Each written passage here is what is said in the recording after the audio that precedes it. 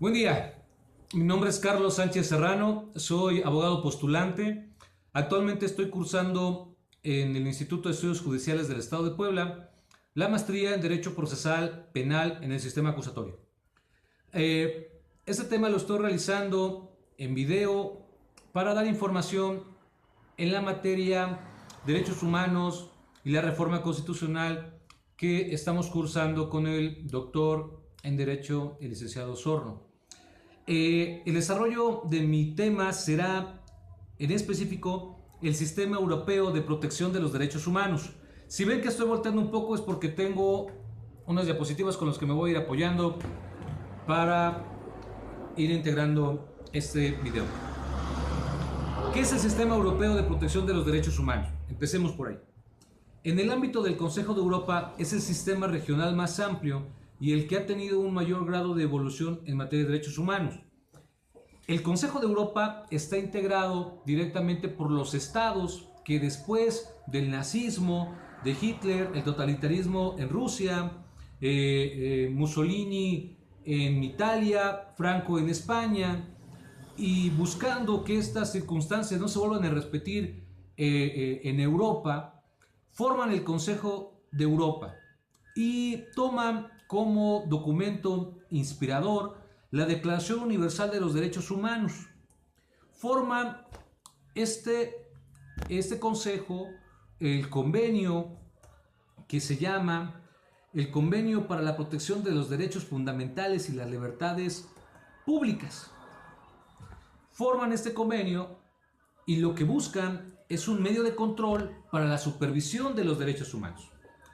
Fue creado en 1950 en Roma y hoy en día también es nombrado como el Tratado de Roma, donde se celebró, o el Tratado de Estrasburgo, porque es en Francia donde Estrasburgo tiene su sede.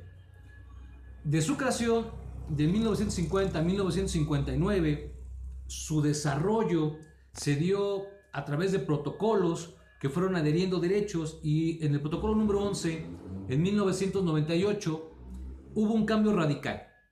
Crearon el nuevo tribunal, una asamblea y un tribunal, y entró en funcionamiento en el 2010.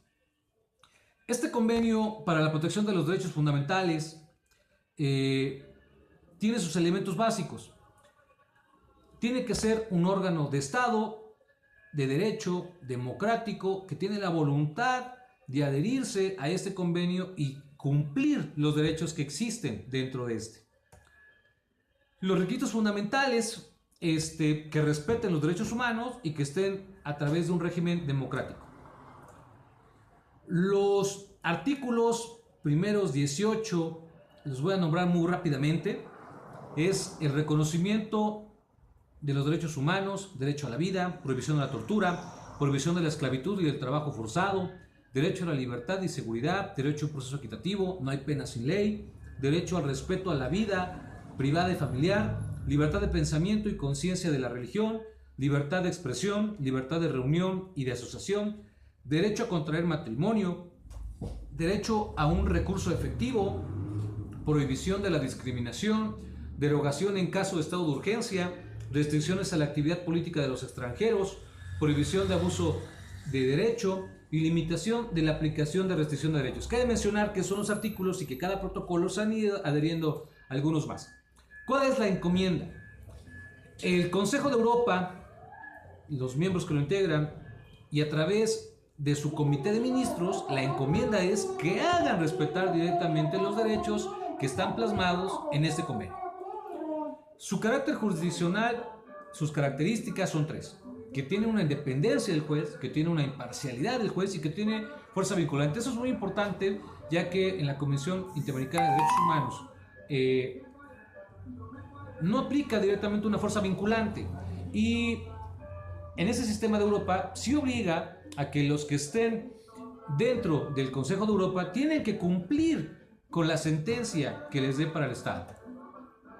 La composición de los jueces que integran este tribunal nos señala que están elegidos por una asamblea parlamentaria del Consejo de Europa. ¿Qué es esto? Nombran una terna el Estado para señalar a su juez, y de esta terna el Consejo de Europa va a elegir a uno de estos jueces para que cumpla con la función jurisdiccional. Eso significa que al ser elegidos adquieren legitimación, prestan su servicio de forma permanente durante 9 años y no pueden, digamos, trabajar en otra función porque tienen que estar destinados a resolver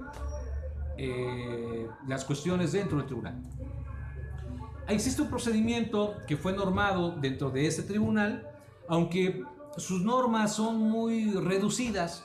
A través de la jurisprudencia han ido creando mecanismos que les han ido desarrollando su procedimiento. También cuentan con un reglamento emitido dentro del mismo tribunal, emiten jurisprudencia misma que sirve para el mismo procedimiento, como lo acabamos de decir, y existen cuestiones no previstas. Esto es, que adoptan medidas cautelares o provisionales, admitan recursos de revisión e interpretación. En su artículo 34, este convenio es la demanda, la admisibilidad de la demanda, y señala que cualquier persona física u organización no gubernamental u otros grupos particulares que se consideren víctimas de violación por las altas partes contratantes de derechos reconocidos en el convenio y sus protocolos, de las altas partes contratantes se comprometen a no poner alguna traba alguna del ejercicio eficaz del derecho. ¿Qué significa? Anteriormente solamente había un filtro, la asamblea, que pasaba al tribunal lo que venía haciendo algunos asuntos. Hoy en día, con las funciones del nuevo tribunal del 2010, señala que cualquier persona que sienta que son vulnerados sus derechos puede acudir a ese tribunal. Eso incrementó su trabajo, es una carga, y que ya no un ciudadano del Estado de Francia puede ir al Estado de Francia a requerir su derecho. Sí, porque si no estaremos hablando de derechos ciudadanos, estamos hablando de derechos humanos. Entonces, cualquier persona puede recurrir a cualquier Estado si se siente violado directamente con sus garantías, sus derechos humanos. Dentro de los requisitos para poder admitir la demanda, si la demanda es admitida, que uno de los requisitos es que primero en el estado en el que se encuentre se hayan agotado todos los recursos para poder después tratar de llegar a ese tribunal. Una vez en la inadmisibilidad de una demanda en las sentencias, las emite un tribunal, 3 jueces, en una sala que son 7 jueces o en una gran sala que son 7 jueces. Para hablar de la remisión de la gran sala podemos poner en contexto que deben ser 5 jueces los que actúan como filtro, pudiendo aceptar o rechazar la solicitud. Tanto en las resoluciones del panel de los 5 jueces como de la gran sala son definitivas, no admiten recurso alguno. Hablamos de la medida cautelar. ¿Qué es una medida cautelar? La adopción de las medidas provisionales no se encuentran en su reglamento, más sin en cambio, tras la protección a las violaciones de los derechos reconocidos dentro del mismo convenio, y para garantizarlas hace posible entonces la adopción de las medidas cautelares para hacer valer antes que se produzca o una decisión final sobre el fondo del asunto. Vamos, ejemplo. La dilación de una medida cautelar puede suspender una violación de derechos que se pretende vulnerado, y esta dilación pudiera provocar que en ese derecho sea vulnerado de una manera irreversible o irremediable. El ejemplo claro es: imaginemos que se presenta una demanda por una persona que va a ser extraditada de un país a otro, porque corre el riesgo de que será sometido a penas o tratos incompatibles del convenio. Entonces, corre el grave riesgo que si se lleva a cabo la eventual resolución, sería tardía e inútil si el demandado ya hubiera sido deportado. Entonces, si tú acudes al tribunal y solicitas la medida cautelar de que te revisen el asunto antes de que seas extraditado, porque corres este riesgo, cuando eres extraditado, pues ya para qué pides la medida cautelar, ¿no? Dentro de... Bueno.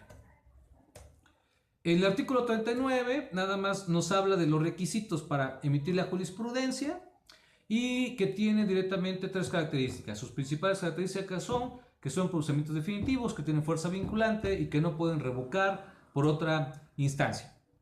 Es un tribunal de causación.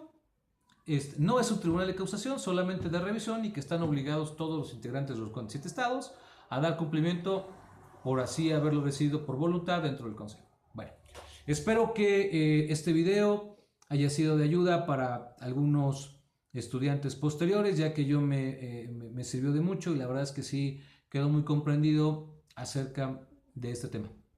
Gracias.